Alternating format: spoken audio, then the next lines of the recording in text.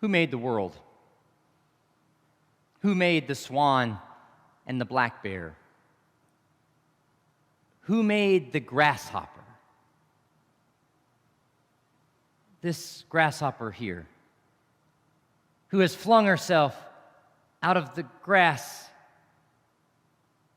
who is eating sugar out of my hand, whose jaws are moving side to side instead of up and down, who is gazing about with her enormous and complicated eyes. Now she lifts her pale forelegs and thoroughly washes her face. Now her wings spring out and she floats away.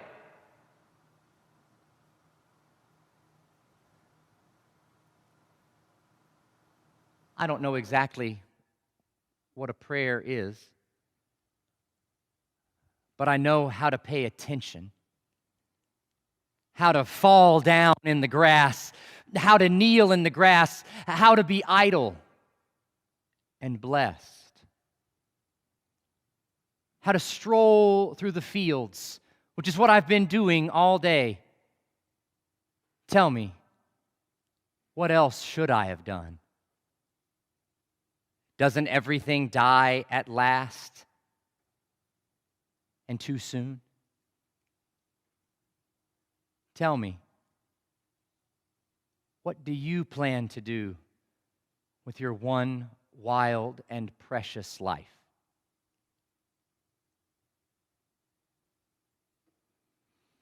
This is perhaps the most famous poem penned by the late American poet Mary Oliver. Since it was written, it has been assigned in countless American lit classes for students to memorize, or as a prompt for some inner introspection in an essay for 16-year-olds who still see a wild and precious life before them and have time to make a plan for what they're going to do with it. The poem contrasts the overly scheduled day-to-day of so many high schoolers: lacrosse practice and ballet rehearsal, piano lessons and SAT prep courses, calculus homework, and the homecoming dance. The poem raises the question, is that the life worth living? It's the life that's imposed on us because we're told that it will make us successful, well-rounded, marketable. But how many grasshoppers do we miss? How many trails through the woods go unexplored because you can't put nature walks down as your extracurricular activity and hope to get the college scholarship? The great temptation is that we become by what we do, and the more we do, the more we become. But Oliver pierces through that lie of security and responsibility and certainty as she poses a question that is, in a way, its echo of the gospel of Jesus itself. Doesn't everything die at last and too soon? Which sounds a lot like our reading from Ecclesiastes. Humans have no advantage over the animals, for all is vanity. All go to one place. All are from the dust, and all turn to dust again. Our days on earth are limited. If you have enough of those days, you realize how precarious life is, how rarely the plans that we have are implemented to perfection. In elderhood, we go back and lament how we spent so much time worrying about all these things that didn't really matter. What is worthy of our attention and affection, our loyalty in our life? That's the question before us today in this story of Mary and Judas and Jesus. What is worthy of our life? Last week we heard how Jesus raised Lazarus, the brother of Mary and Martha, from the dead. That sparked a controversy among the religious leaders. They saw how many people were coming to follow Jesus because of this sign of raising Lazarus. They knew this would look like an insurrection and that Rome would be thrown into action to squash a potential revolt. It would destroy the nation. And so the religious leaders decide this Jesus must die. And so the wanted posters are crafted, the pencil drawings are put around. There's a call for Jesus' arrest, and it's almost the Passover. Will he come? The religious leaders of Jerusalem are asking to themselves privately. And yet, amidst all this controversy, Jesus goes to Bethany, back to the home of Mary and Martha and Lazarus, and they have a dinner for him there. And everybody falls into their stereotypical roles. Martha serves, always the one who's up and busy and doing. Lazarus is sitting there. We only have 2 stories with Lazarus in the New Testament, but in both occasions he's pretty sedentary. The first story he's dead. In this story he's just sitting there at the table. But this story isn't about Martha or Lazarus. Mary sits there, gazes across the table at her brother who had been raised and at Jesus. She remembers her tears and Jesus' tears at the grave.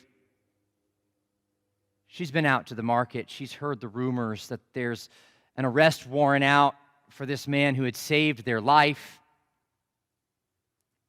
And he hasn't said it outright, but she knows why he's in Bethany at their house, because Bethany is 2 miles from Jerusalem. It's almost Passover. He's going. She wishes he wouldn't. She doesn't know what good could possibly come from it. She can feel what will happen deep within. You know that feeling. When the doctor comes in with the oncology report, and the look on his face is grim. It's the military servicemen who walk up the front drive and knock on the door. It's when your phone rings at 2 o'clock in the morning and you answer it in a panic and you hear that voice quavering on the other end. Mom? That's what Mary feels. It hasn't happened yet, but she knows in this moment that Jesus is going to his death. She doesn't know what to say. Martha's the one who's good with words. So Mary gets up, and she goes and retrieves this bottle of pure nard, something they've had in their family a long time, came from India, expensive, worth a year's worth of wages of an average day laborer. It was on a shelf, prominently displayed, a talking point for friends when they would come over to visit. She locks her eyes with Jesus as she re-enters the room and kneels before him. She uncorks the bottle and pours the entire contents over his feet. The smell fills the dining room. Martha covers her mouth in a gasp, worried about all this mess she's going to have to clean up. Lazarus is sitting there dumbfounded as usual. The scent brings Mary back to herself, and she sees the nard all over, and she forgot to even get a towel or a rag in her grief, and so she unbinds her hair and begins to wipe Jesus' feet with her hair. Who cares? She's never going to see him again, and she's got to do something to show her love, her devotion, her grief, and her acceptance of what's going to happen to him. Mary Oliver perhaps gives the words that this Mary doesn't have in such a moment as this. Tell me, what else should I have done? Well, there's another character present who's quite prepared to tell Mary what else she should have done. Judas. Judas rips us out of this transcendent moment of love and sorrow, devotion and agony, death and hope, and pulls out his abacus to address the practicality of the decision Mary has made. Did you know this nard could have been sold, and the amount of money that would have generated could have fed every student with a weekend food bag from Hurt Park and Lincoln Terrace Elementary School for an entire school year? Or you could have sold it and used the proceeds to pay all the teachers' salaries at the St. Timothy's School in Larvoir, Haiti for 2 school years. Could have used this money as a lead gift, a challenge grant for the new facility for the Roanoke Area Ministries Day Shelter or the Presbyterian Community Center. Or you could have invested the proceeds, held them in perpetuity, and used them for ongoing mission endeavors. Isn't the alleviation of poverty and suffering the mission, after all? The flourishing of material human life, justice in the way that possessions are distributed among the people?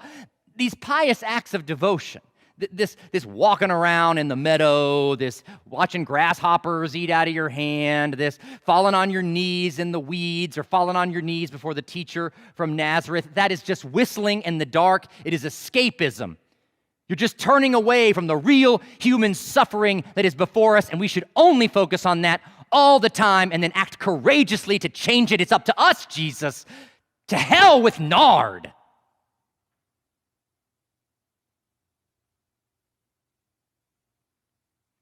We hear that voice around us all the time, don't we? Sometimes we are that voice. We believe it.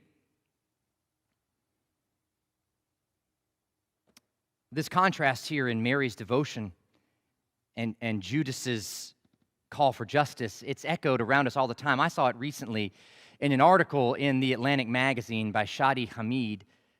The article is called America Without God.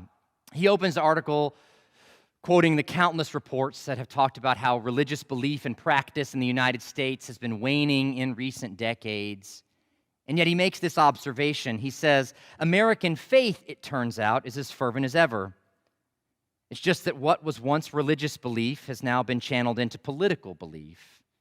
Political debates over what America is supposed to mean have taken on the character of theological disputations.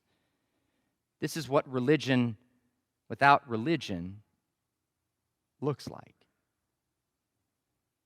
This is what happens when the Judas voice of purely practical application for the elimination of poverty has the same fervor as Mary's devotional act of love and care. Hamid goes on to say, religion in part is about distancing yourself from the temporal world with all its imperfection. At its best, religion confers relief by withholding final judgments until another time, perhaps until eternity. The new secular religions unleash dissatisfaction not toward the possibilities of divine grace or justice, but toward one's fellow citizens who become the embodiments of sin, deplorables, or enemies of the state. Mary acts out of a sense of sorrow, fear, and hope. She turns that into a deed of love, impractical love, devotional love. Judas, however, cannot abide such fruitless endeavors. He sits in the seat of judgment, not in the seat of devotion. He stands outside the intimate exchange of Mary and Jesus to tell them what they should have done.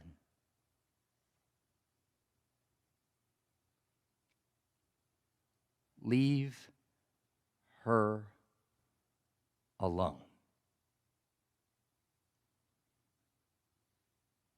That's Jesus' reply. He's saying to Judas, he's saying to us, withhold final judgments until another time, perhaps until eternity. Leave her alone. What if we could heed such a statement? Not our place to pronounce judgment, not our role to evaluate all the good or evil done. Instead, we'd be the ones willing to pour out pure nard, to wipe feet with our hair, to stare into the face of Jesus in adoring love before anything else.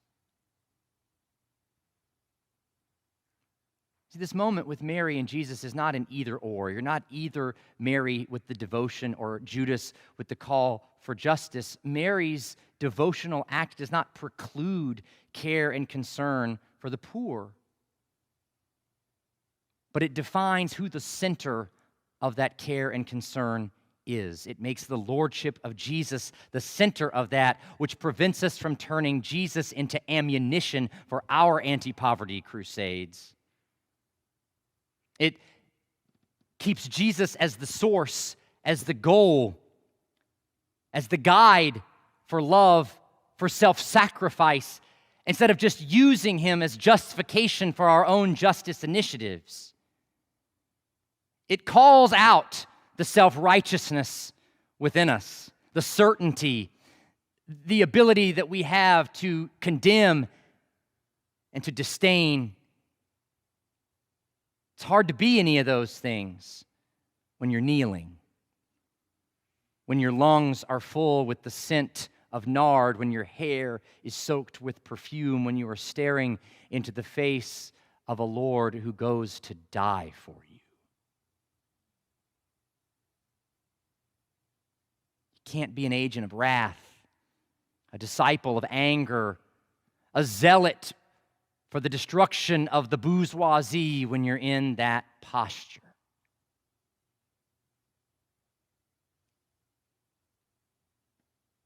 Mary here makes her choice about what she will do with her one wild and precious life. Judas makes a calculated decision with what he will do with his life as well. And so the question at that table in Bethany is the same question asked of those American lit students when they study this Mary Oliver poem. It's the question asked before us in this sanctuary and those worshiping online today. What will you do with your one wild and precious life? That's the poet's question. The gospel's question is slightly different. What are you doing today in accordance with God's plan for your one wild and precious life? And if there's some part of us that's not,